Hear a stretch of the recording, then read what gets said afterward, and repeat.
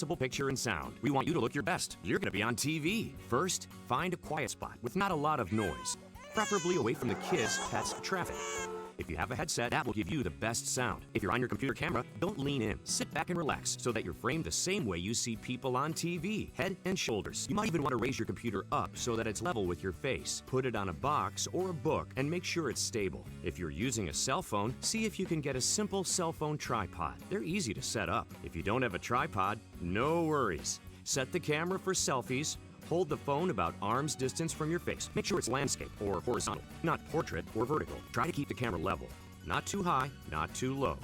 Make sure you can see your whole face and maybe shoulders in the frame. Next, find a nice light in front of you. Never sit in front of a bright window or light source. Turn around until you find the best light and background and the shot is looking attractive. This is a good shot. This one, not so much. Don't put your head too high or too low in the shot. Your eyes should be about 1/3 down from the top of the frame. Okay.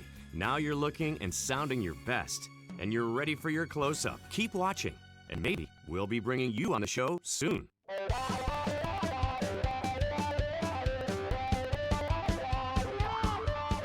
Tonight on Pop Goes the Culture, you're the talk show host. You have a chance to talk to our guest face-to-face, live. This is Ask Him Yourself. He's an actor, producer, director, Broadway star, top-selling country singer, and this season a dancer and competitor on the hit ABC series Dancing with the Stars. He's played Clark Kent's father on the long-running Smallville, currently appears on Tyler Perry's The Have and Have-Nots, but he's best known as Bo Duke from the classic TV show The Dukes of Hazzard. Tonight, your guest is John Schneider. Get ready. For the next hour, John is here to take your questions. It's time to ask them yourself.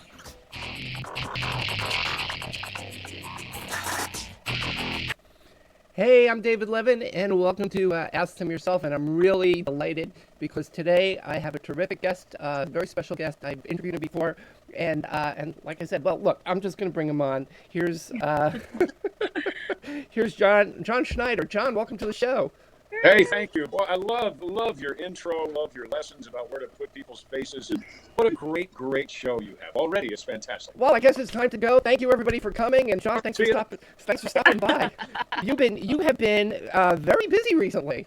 Probably the hardest working man in show business now that James Brown is gone. I always thought I was hardworking, but when I started, Alicia and I already had a concert tour scheduled. Uh-huh. But with the concert tour, there's an awful lot of publicity involved as well. So then when Dancing with the Stars kind of came on top of that, it made an impossible schedule some bigger word other than impossible. Well, you're trending all over Twitter. I mean, it's just amazing. Well, it's been really fantastic in a good way because of Dancing with the Stars, and of course I'm still trending all over the place because of this divorce that's lasted longer than the Civil War. Yeah. So good and bad, I'm out there. I don't remember who said it, but as long as they spell your name right, there's no such thing as bad publicity. Well, it's I before E except after C, right? So for Schneider. That was Snoopy Go Home, right? You're a good man, Charlie. Very good. Tell me, what word could Charlie Brown not spell that lost him the spelling bee? Oh, I should know this. When I'm done, when we're done another time, I'm going to show you a picture that I had commissioned. Okay. Was it Beagle? Was it Beagle? It was Beagle. Very good. Yay. Okay. Nicely done. It had to be Beagle. It's kind of like. Well, because Snoopy was a beagle, right? Right. So of course. Ultimate iron in Charles Schultz land. Exactly. Well, I'm glad to have you on. I know that we've got some viewers who are dying to talk to you. So I am going to bring on our, hold on, let me unmute them and bring them on. And, where do I push? Okay. Hey, say hi to John Schneider. Hi, How cool is this? How are you? I'm wonderful. But this is fantastic technology. What is your name? Fantastic. Yeah. This is I'm Gina. This is my son Ethan. I am a Dukes of Hazzard fan, and he is a Smallville fan. Yeah. Wow. So it's cross generations. That's fantastic. I so love that. Thank you for growing him up properly with Smallville. So he had a question for you about Smallville. Okay. Since I really like Smallville, I was wondering, what was it like for your kids when you were doing the show? What did they feel like? You know, it's always a little strange when your dad is on television. Even though it was such a wonderful show, the last thing in the world a teenager wants to do, my kids were teenagers when I was doing Smallville, not unlike Clark Kent, the last thing a teenager wants to do is stand out because of their parents. So, and I think I heard a wonderful story about Bruce Springsteen, who your mom will know, but you won't know. Bruce Springsteen's kids made him drop them off a block away from school so that no one knew he was their dad. Now, it wasn't that they were ashamed of their dad, but they just didn't want to stand out because their father was famous. And I experienced that myself. And I have to tell you, it hurt my feelings a little bit, but I understand. Yeah, so that's what a great question. What an insightful question that was. Did you expect that answer? Did you expect the answer? Not really. You thought it was all going to be great. Yeah, that doesn't seem to be how it works. Yeah. What was your other question about so dancing? I used to be in this class called Ballroom Basics, where Wow. we would do like ballroom dancing, and they taught us a bunch of dances. So at the end, what we would do would be we'd have like this big dance where like we danced with all our parents, and my great grandmother was in town, so I danced with her in front of all of my friends, and I was so embarrassed. So I was wondering what it's like for you to dance in front of all those people. Well, I'm a bit of a ham, so I enjoy a crowd. It really I feel more comfortable in front of a bunch of people than I do not. But I have to tell you, I will bet you that your grandmother's shining moment in her entire long life, Great-grandmother. Great-grandmother, oh my goodness, was that dance with you. I'll bet you made your great-grandma happier than she has ever been. So remember that. Yes, she was very happy, I'm sure. So, occasionally you have to be a little embarrassed so that your parents can get a little love. Your grandparents can get a little love. In your case, your great-grandparents can get a little love and take something into their soul for the rest of their lives. So I applaud you for having the nerve to be embarrassed. I understand that. But to spend that time with your great-grandma in front of a crowd. You're a good guy. Thanks. Indeed. You are. So you did a good job, Mom. And now we're all Oh, yes, tell me. Let me tell you. now they're all squished. Thank you guys very much. You take care. Thank you, John. Thank That was you. wonderful. Thank you. No, I like everything. What a cool technology. Isn't this amazing? I fell in love with it the minute I was wanting to do this, and I fell in love. So what brought you to Dancing with the Stars, John? Alicia and I have done 62 songs this year. We release a song every Tuesday of 2018, and we're actually going to release an additional 10 for Christmas. And those are going to be remakes of my greatest hits from way back when. But my motive for doing this was not to go learn to dance, but I want people to start thinking about John Schneider as the musician, not just John Schneider, the guy in the car, or John Schneider, the guy from Smallville, or John Schneider, the guy from the Haves and Have-Nots. So I'm really making a substantial effort to have people think about me as a musician, which they did back in the 80s, but, the 80s have been quite some time. Are you still there? Uh-oh. Are you still there, David? I see my FaceTime. There you are. Hey, I muted all mics. I muted my mic, and that was okay. because I'm bringing it on. Did you hear what I said? I heard every word. Oh, wonderful. I heard every word. Well, you've been doing great on Dancing with the Stars. You had one close call, didn't you? Well, yeah, we were in jeopardy. We were in jeopardy twice. Twice. And then the third night. Yeah, so it was tough. It was tough being in jeopardy. And honestly, this last week was really a shining moment for me.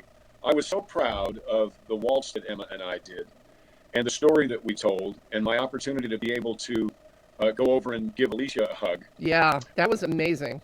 Yeah, and I'm not sure why, because I've seen it now several times. I don't know why they scored me like they did. I think they're a little tough on me, and I'm not quite sure why. But that's good. If people are tough on you, it makes you better. Right. I don't want people just to say, "Oh, great job," and then give me some phony score. I'm not a believer in participation awards, but I do think they were rougher on me than they were on Bobby or they were on Joe. Why do you think that is? I don't know. My performer side likes to think that they're rough on me because they see something in me that can be really good. So they're taking the time to be overly critical. To be picky. Yeah, because we're working on an Argentinian. Oh gosh, not salsa. What are we doing? We're doing a mambo, a tango.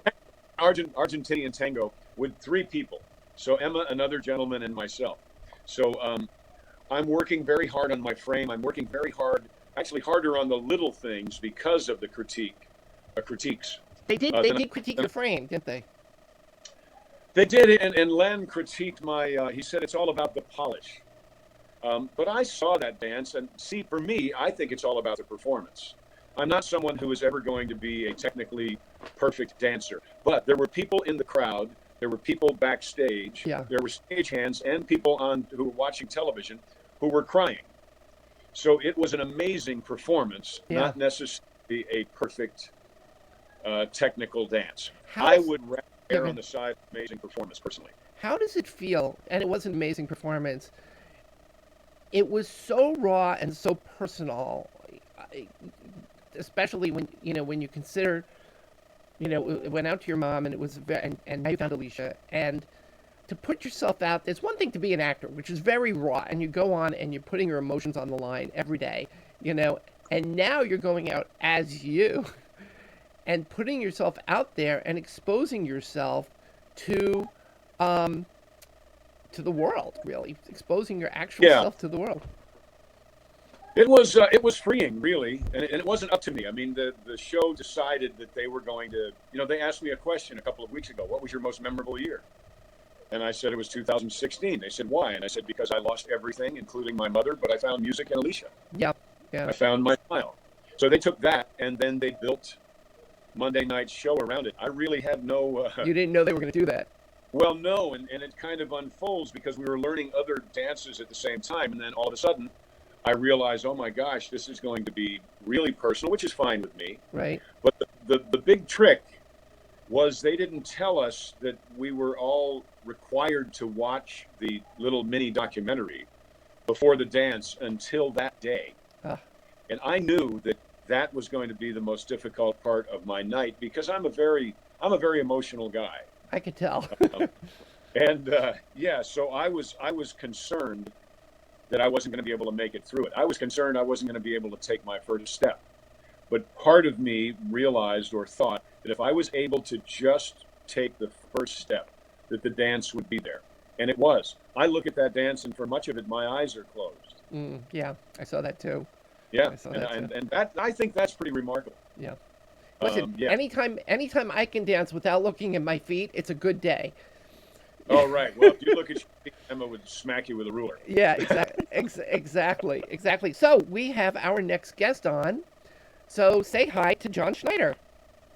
Don, this is Cheryl from Ohio. Hi. Hello, Cheryl from Ohio. Very nice to talk with you.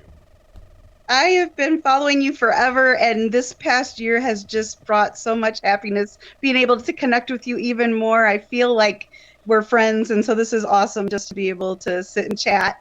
I am loving the Odyssey. The 2 CDs, love it.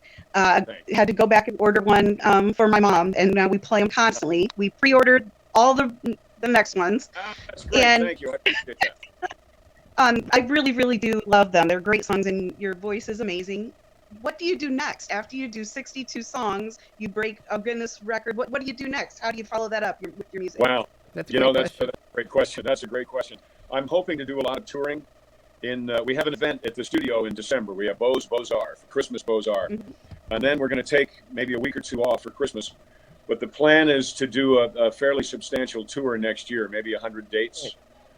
And hopefully they'll get bigger and bigger so that they'll actually pay for the Odyssey, because it wasn't inexpensive to do all that music. Right. But Alicia and I both are believers that if you do the work, we're kind of, if you build it, they will come people. So we're going to back it up with a tour. And then I would really, and I've never said this in my life, I would really like to take about a month off and do nothing. But I don't know if that's really going to happen. Right. But I'd kind of like to, and I've never said that in my life. I've always been, let's go, let's work. But I'm realizing, because I'm so happy, that I have nothing to run away from anymore. I only have someone to run to. That's awesome. So we'll see. What's your favorite song on the Odyssey that you have so far? Do you have a favorite or a couple that you like? I really, oh goodness, the one that my daughter wants me to play over and over is the Phantom of the Grand Ole Opry. Oh, isn't that? Have you seen the video? Have you seen the video? No, I haven't. Oh, check it out. Just go to get my app, John Schneider, and then check. I have your app. It's really great. And the man that wrote I Hate Cancer, and also wrote Wherever She Is, I Hope She Stays There, plays the Phantom of the Grand Ole Opry in the video. Oh, okay. Okay. His I'll have to Jim- watch that with her. She'd love that. Yeah, please do. It's quite wonderful, and he did a great job. Yeah. So- I thank you Oh, so much. I'll that's see really you on awesome. Facebook, and I'll see you all across social media. Do you have the app yet? I do. Oh, good. Excellent. Well, thank you. You take care of yourself, and I'll see you online. Okay. Thanks, Bye-bye. Cheryl. Wow, that's awesome, John. For the Yeah.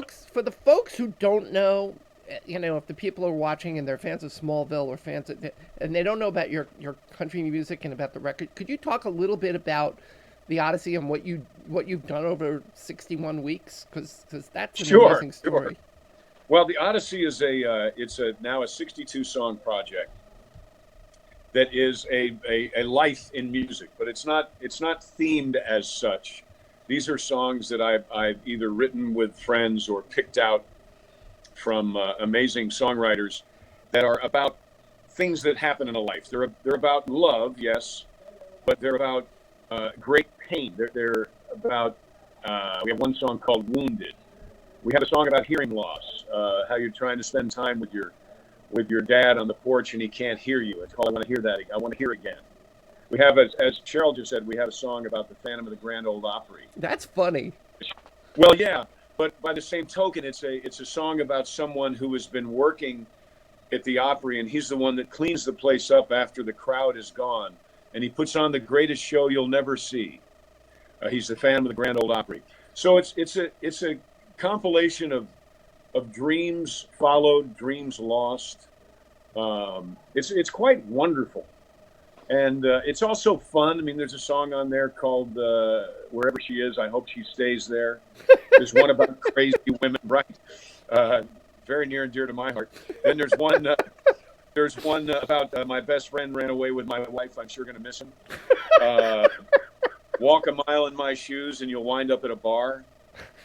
And by the same token, there's songs about how your love changes me.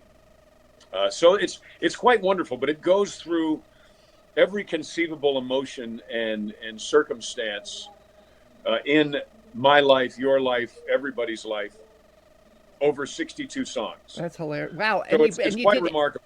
Every single week you did just walk us through how that happened. Well, we recorded the first time we recorded 24 songs, and then we had to mix them. And we recorded all these live in a studio in Nashville. Then we recorded 12 the next time, and then 14, and then 10. And so we don't record and then release. We record, mix, and then set up a schedule to release these songs and videos, by the way. Mm-hmm. We haven't done 52 or 62 videos, but we have done 30. So those videos are out there as well. And at the same time, we did a documentary. We had 8 cameras in the recording studio every time we recorded. Mm-hmm. And we've done this thing called Artist Studio Access. And you can also find that on the app. How you doing? You look like you're having technical difficulties. I had a moment. Okay? I took a moment for myself. This is modern technology. You need to do that every now and again. Every now. I take a vacation right in the middle of the show. Yeah, right in the middle of something. So yeah, so it's 62 songs. It's as many videos as we can turn out, and it is going to be a documentary on every song we recorded.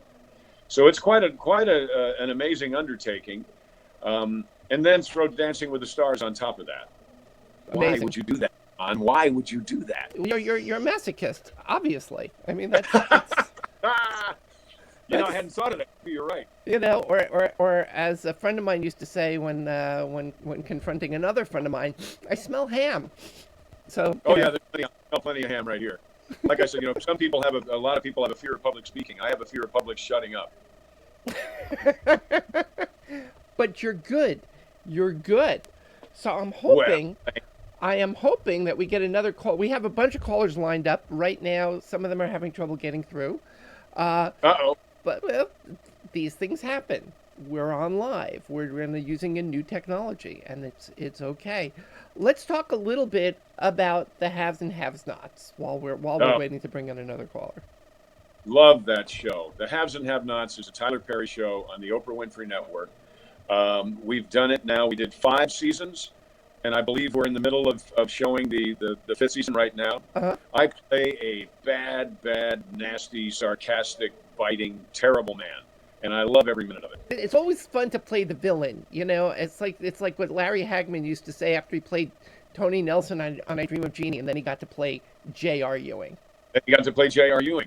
Yeah, it's quite wonderful. It's because you get to still be charming and you get to smile, but people know you don't mean it. So it adds a level. Yeah, right. It adds a level of perceived acting to your performance. Yes, but, yes, it does. So I had played a bad guy, which on a show that people mention this episode quite often. It was a show called Leverage, and I played a bad guy in one of the episodes called The Studio Job, which apparently is the most watched, requested one of those episodes of the whole series, which I'm very, very flattered by. But I mean, I'm a guy, my first scene is breaking into a guitar player, songwriter's house and grabbing his guitar and stepping on his fingers. I mean, You're a bad guy. Yeah, and people loved it.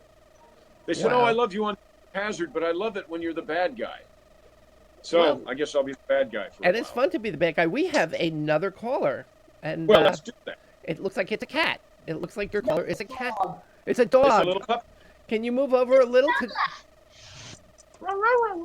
What's your name? This is Bella, Bella. and my name's Diane. Hi, Diane. How are you? You look I am- wonderful. You look like Meryl Streep right now. Actually, I want to say thank you first for that cameo birthday wish that you sent me in September. Oh, it's Bella. You're so welcome. That was pretty cool, wasn't it? Oh, unbelievable. And you did remember the word "the quiet man," which was awesome. Oh yeah, quiet man. Never said too much. Just took his stand. Always there to lend a hand. I sure remember him at times like this. I sure do miss the quiet man. Awesome. Yep. Tall in the saddle, twice as big as life. Packing a 6-gun, riding herd. Yeah. Anyway, I love the song. Thank you. What is your question, Bella? Bella, I'm sorry. Yeah. What is your question? My question is, you're doing so well on Dancing with the Stars, despite what the judges say. I totally disagree with their scores. Is there a dance you would like to learn and a dance you would not like to learn? And if so, why? Wow, what a great question. Actually, the dance I wanted to learn most was the dance we did on Monday, the waltz. I love the waltz because it's so elegant. It's not a fast, jerky kind of a dance. It's a wonderful dance of love, and a very expressive dance. So I love doing that. The one that scares me to death is the quick step, because of the word quick. If the quick step is quicker than the jive, I don't think I can move that fast. So it scares me. And they tell me, I talked to DeMarcus. DeMarcus did the quick step. Everyone on the show who's done the quick step so far says it's the hardest dance to do. Oh, So wow. I'm kind of hoping I had the hardest dance behind me, but I don't think so. It gets worse as you go.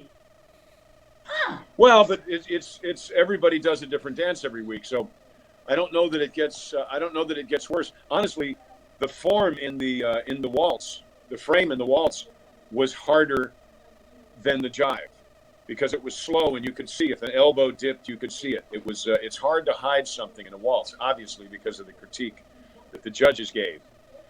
But I'm a tall guy and I'm the oldest one on the show. So moving really fast is not necessarily a strong suit for me.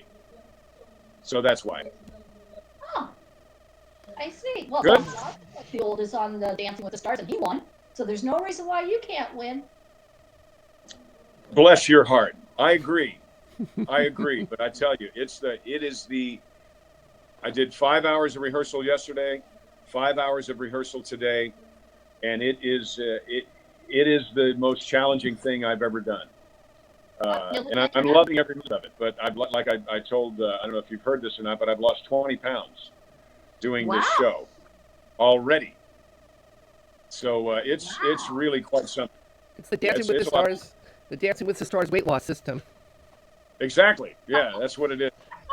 That's what it is. I mean, Wow. I bet I drink a gallon and a half of water, and I'll sweat a gallon and a half of water every day. So I feel good. I feel better than I've ever felt. But the quick step does concern me. Oh, I see. Well, good luck, Yeah. and I know you're going to win. I know Thank you he's so going to very win much. too. Both for John and Emma. Right. I wish I could. You're not allowed to vote in Canada, even though they say Oh. we can. Well, then just say a prayer and keep a good thought. Call your friends from the U.S. Yeah. Call your friends in Buffalo. Personally speaking, I'm looking forward to week 5 when you do Disney Week. I like Disney. Disney. That's going to be fun. It's That's going to be a lot of fun. All right. Yeah. Well, Yeah. thank you Thank so you much so for very calling. much. Have a wonderful evening. You as well. Thank you. Bye. So we having Bye. fun? Are we having fun yet? Oh, we're having a great time. This is terrific. Yeah. I love this technology. Oh, me. Well, I knew you would. You know, I knew you would. This has been. This is. I recall. I interviewed you years ago, and we had a long talk. I think about Final Cut Pro at the time. Right. Are you still? You And how still? changed- They've changed it a lot. What do you think? Are you using it? Or are you using something else now? No, I went over to Premiere and I haven't gone back to Final Cut Pro. Okay. I tried for a long time, and I found that Avid was wonderful to use, but it was very difficult for me to export. Avid is not export friendly. Right. Premiere is fantastically export friendly. So when I'm trying to export something to give to a colorist or to our sound design people, Avid was an enemy. But now Premiere is very simple. What? Try Final Cut again. No, I've learned Premiere and I'm not going to change. You know, that's what everybody says. That's what everybody says. I cut the opening to this on Final Cut. Oh, that's great. Took me 30 seconds. Yeah. Yeah. That's okay. Everybody has their their advocates. Well, and it's because I don't want to. I honestly, I learned Final Cut, I learned Avid, and then I learned Premiere, and Premiere is the last one I learned. So it's kind of like I really don't want to learn another intense program again. And Premiere works with what? DaVinci Resolve. So it works well with my colorist. It works well with my sound guy, and it's like I find that Premiere plays well with others. I'm sure that Final Cut does as well. Avid does not. Yeah. It's not my experience was that Avid is you've got to really be almost a programmer to understand how to get something out of Avid. We're getting way too deep in the woods for most of our Yes, viewers, I think. But I want to hear about. Well, actually, we have another caller, so I'm going to bring our next caller in, and this is just going to take me a moment. I'm making faces. I love this. All right, we have our next caller in. Hey, it's a guinea pig. Is it a guinea pig? It's a cat. Oh, it's a kitty cat. It's a kitty cat. How are you? I'm great. How are you? Oh, I'm sorry, Cat. I mean, Incas. I'm very well, thank you. And I'm sorry, but it seems like pets are popular on the show, so I thought I would hold up my struggling cat. And That's show why you not? Well, my I don't struggling have cat. a cat. Tell us your name. Say hi. What's your name? My name's Carl Bishop. It's very nice to meet you. It's like the mirrors. Hey, Carl. Taking a two-shot of me. How are you, John? I'm great. Yeah, you do have a two-shot. That's okay. It's good. It's good. I'm doing well. I'm a little tired. It's been a long process here with Dancing with the Stars. I've heard, and you were in 5 hours of rehearsal today, and that's got to be tough. I can't even imagine. I don't dance, even though I'm a drummer. You know, for fun. No. And, Terrific. All the other drummers I've ever heard speak about anything they do besides drumming, dancing isn't one of them. Even though they tend to have great senses of rhythm, I don't think drummers dance. But you're certainly not a drummer because you dance really well. Well, bless your heart. I had never really danced before. I was always the guy that sang, and the dancers came and did a circle around me, and then I went off the stage. The best way to dance, as far as I'm concerned. Yeah, exactly. So am I supposed to ask a question? Yes, certainly, and ask a question if you like. I wasn't trying to rush us. I was just, I know. No. We have a little delay here, so it seems a little awkward, but it's the internet. Okay. The internet is not what it could be. It will be. Well, but it certainly is better than it was when I was a kid because it didn't exist. This is true. And this We did camera a satellite to do this and when I was a kid. and this one camera I'm using for my 2-shot. How's that for I know. technology? I know, but Was not when I was a kid. you need a tripod, my friend. I know. Sorry, I'm doing this sort of follow shot, like we're on West Wing or something like that. The originator of the follow. Nice. Like that was great. That So, was very classic. Carl, what's your question today? Oh, okay. Sorry to sandbag you with all this other stuff, but my question is, and he was, to my knowledge, from South Buffalo. Your one of your cast members, Sorrel Book, yes. What, even though he played this corrupt sheriff on the show, what kind of a guy was Sorrel Book? Sorrel Book was a delightful, wonderfully thoughtful human being. Believe it or not, Sorrel spoke, I believe, 6 languages fluently. Oh, wow, really? Among them Japanese, among them Russian. Wow. So he was a lover of words. He would do the crossword puzzle with a Sharpie. He was that kind of guy. Wow. But he would delight in the words that Boss Hogg would use, because he would tell you exactly why Boss Hogg would use them, where he was from, where he went to school, where his parents were from. So he would pull these words out. He wouldn't say dollars or greenbacks. He would say simoleons. And then he would love to explain, to go into great detail about the derivation of the word simoleons and why someone like Jefferson Davis Hogg would use that word. So I loved it. He did his character study. That's for sure. Oh, in every regard. He invented that Boss Hogg character then. Invented Boss Hogg. Yes, he did. He was not copying anyone. He invented Boss Hogg from the word go, to the way he held his cigar, to the words he used, to the way he ate, to the way he would beckon to people because he was raised a certain way. He was a wonderful man. I miss Sorrel so much. What a sweetheart. Now, did he have in his regular Sorrel voice, was it a Buffalo accent? No, he sounded kind of like a radio. He sounded kind of like you. You don't have an accent unless you say coffee. No, but I'm from Buffalo too. Kind of a Midwest. I'm from Mount Kisco, New York. Oh, and I okay. don't really, unless someone. Like yeah, I don't have. I don't really have an accent either. I don't have an accent. Do your family members have? Do your family members have? Did they do? My one brother who lives in Stamford, New York.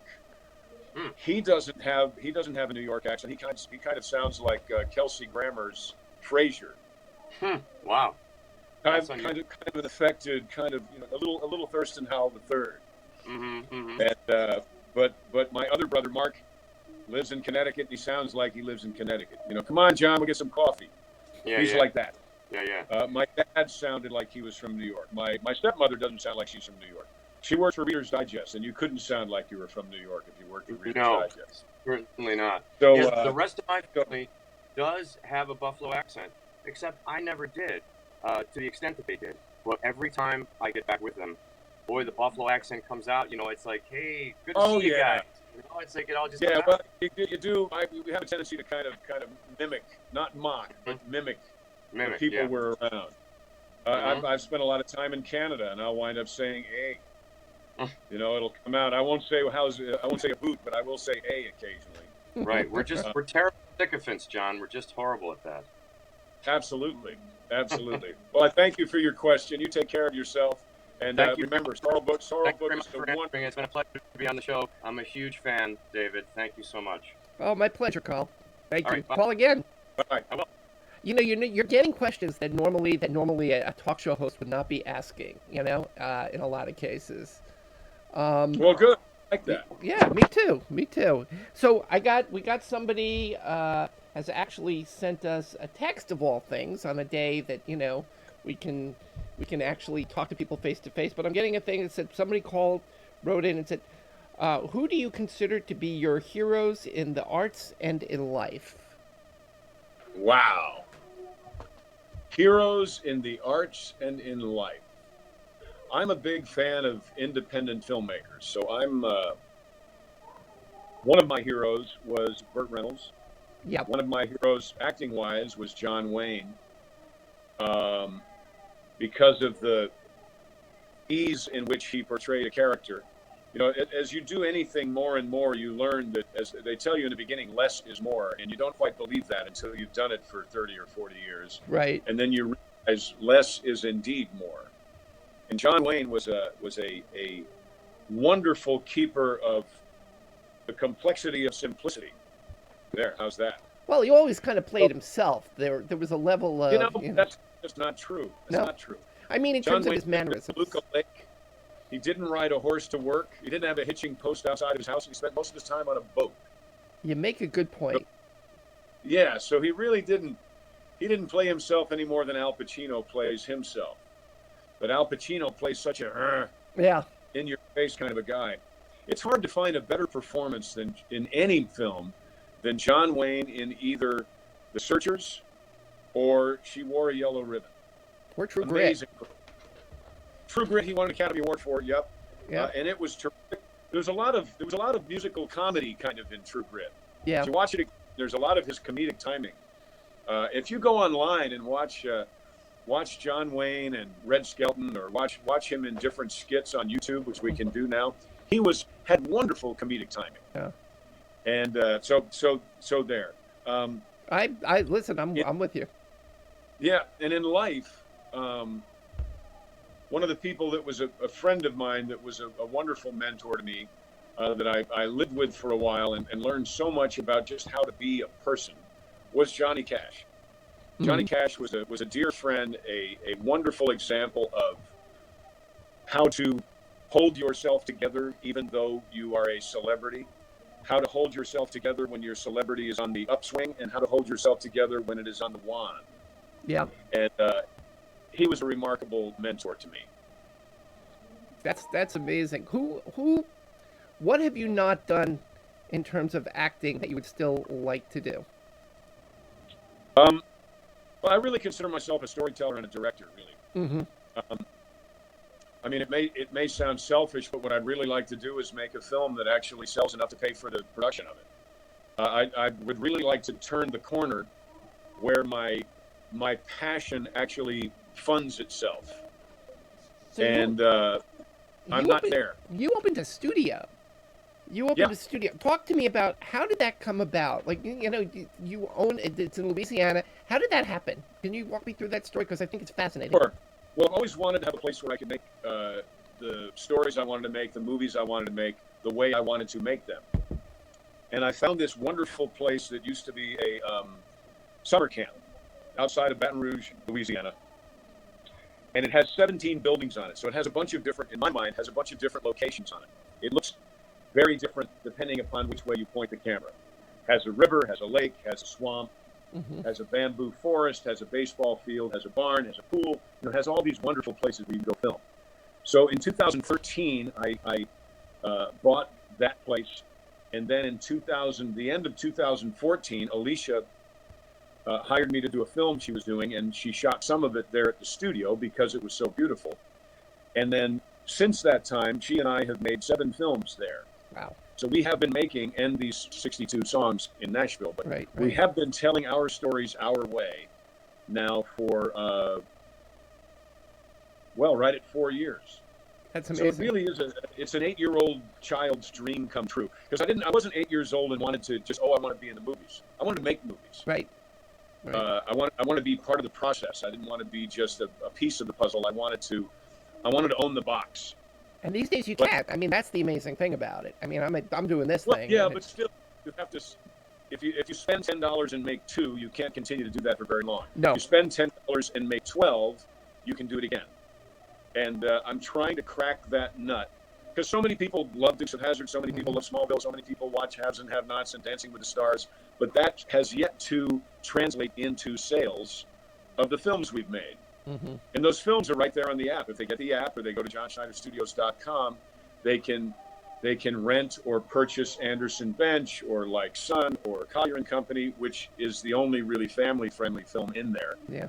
The rest of my stuff kind of skews toward psychological drama and a little quirky, because I'm a little more quirky than people may realize. I did not know that. Well, watch Anderson Bench and you will know that immediately. You want to see me play a real, not a bad guy, but a tough guy. rent a movie called Inadmissible. And currently it's only available for rent. I think it's $4.99 or $5.99. And I play a lawyer, a prosecutor, who is really a tough cookie.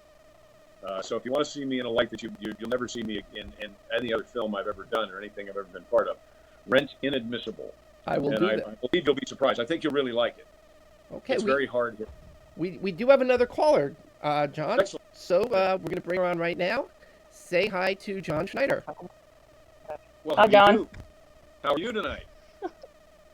Good. How are you? I'm wonderful. I am wonderful. Great to see you again. I got to say. Oh, I'm sorry. You know, there's 3 little logos. It looks like you're wearing like a chiclet necklace, but that's a Facebook logo. I hope you're well.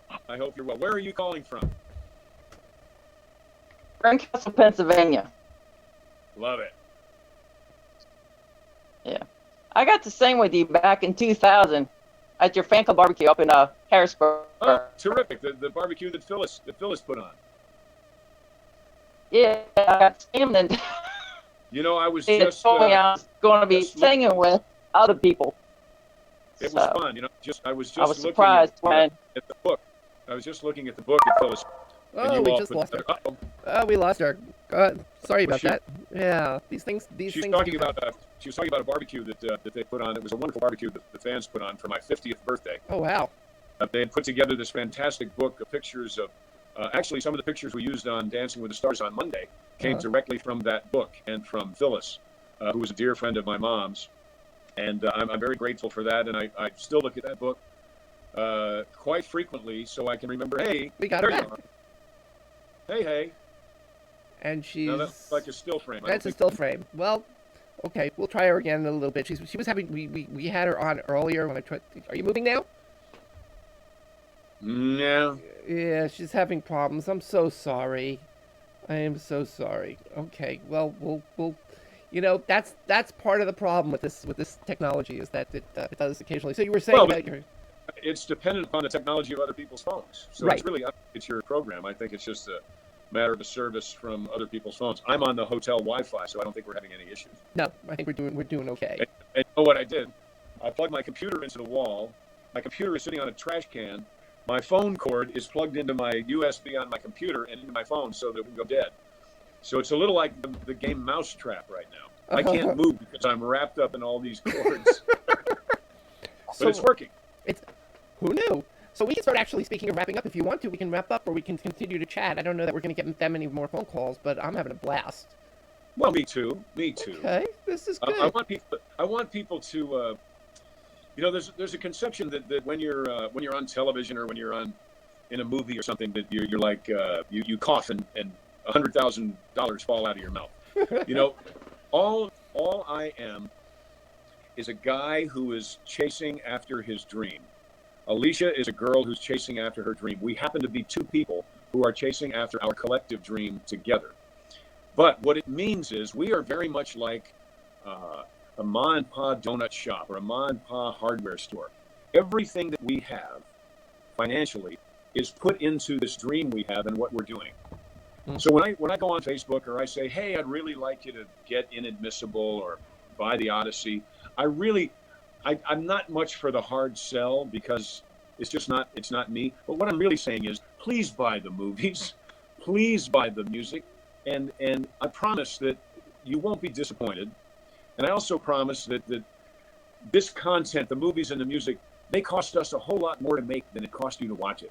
Yep. So give it a try. If you really are a fan, then give it a shot and watch one of these movies and see if you're surprised. You may be shocked. You may go, oh my gosh, John Schneider's a terrible person. I don't want to see him ever again.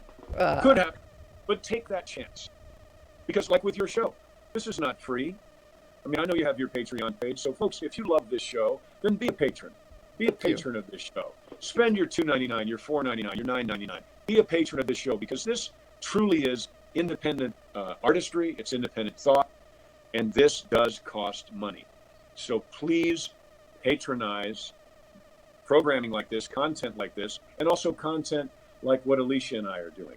Get the app. It's free.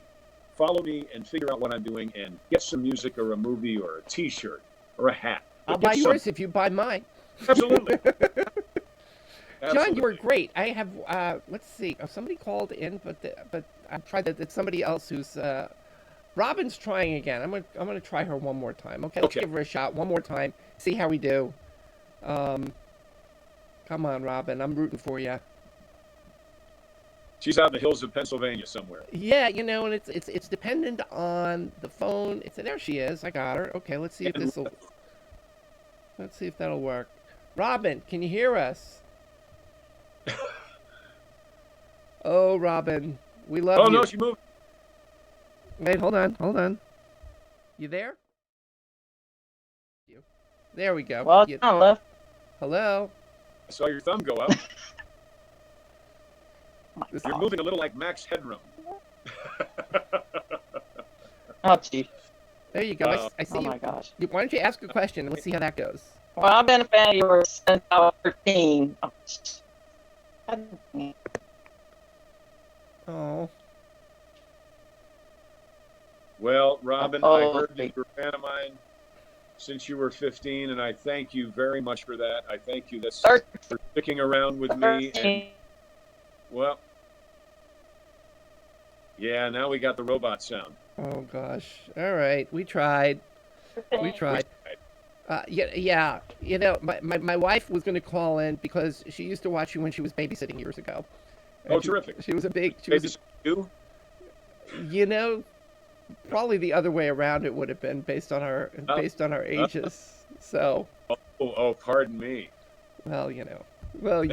I don't want to reveal too much on a TV show. You know, it's... No, you don't want to do that. Well, listen, I enjoyed this immensely. I'm going to put some Tiger Balm on my knees. Get some sleep. And I'm going to get some sleep. I have a concert tomorrow night in Baton Rouge, so I think we've got an early. No. I leave tomorrow to go to Baton Rouge. Concert tomorrow night, and then I fly on the red eye to get back to Los Angeles in time on Friday to rehearse. Oh my God! And, yeah, it's quite grueling. Okay, so John, where can people find you and follow you and buy you and get all that stuff? The best way to do it is just to go to the App Store and search John Schneider. We've taken a bunch of time when we put together this app. So the music is there, the movies are there, the concert schedule is there. There's even a button that makes it easier to vote on Dancing with the Stars. Oh, so cool. Go to your App Store, download the John Schneider app, and then see what happens. Okay? And it'll take you directly to the store. If you want to look at the T-shirts, we've got the Team Super Duke T-shirts for Dancing with the Stars. We've got Dukes of Hazzard 40th anniversary shirts. 40 years. Can you believe that? Wow. It's hard for me. But everything is attached to that app. So do that, and then maybe if you're near where we are, we're going to be in Muscle Shoals, Alabama next week. Be in Baton Rouge tomorrow night. So there's concert tour, and the whole schedule is there. I was just with Kid Rock this last Saturday. I saw that. Did a concert in Nashville at Johnny Cash's place in Bon Aqua. So that's the best way to keep in touch with me. And it's easy. And like I said, it's free. It's an app. It sits on your phone. If you're wondering what's up with John Schneider, you press it just like you want to check the weather. Press the app and there I can't tell you how many times I've sat around my house or on my way to work thinking, I wonder what's up with John Schneider. And you know, me too. John, this was really a pleasure. Thank you so much. I hope you'll come on again. I would be delighted. Tons of fun. Best of luck with, I would say, break a leg, but it's Dancing with the Stars, so probably not a good idea to break a leg. Probably not a good idea, yeah. But I will see you Monday night. And remember, folks, the Haves and Have-Nots is on Tuesdays on the Oprah Winfrey Network at 8 o'clock Central. Check that out. You want to see me as a bad guy, watch there. If you want to see me as a really bad guy, get a hold of Inadmissible. That's at the app. You take care of yourself. I appreciate the time. It was great. John Schneider, thank you so much. And we will see you next time. Keep watching Pop Goes the Culture and keep watching, that's right, keep watching the Boomer Tube. And we will have a lot more guests coming up. So thanks very much. And thank you to my guest, John Schneider. It was so much fun. Thank you. Bye-bye.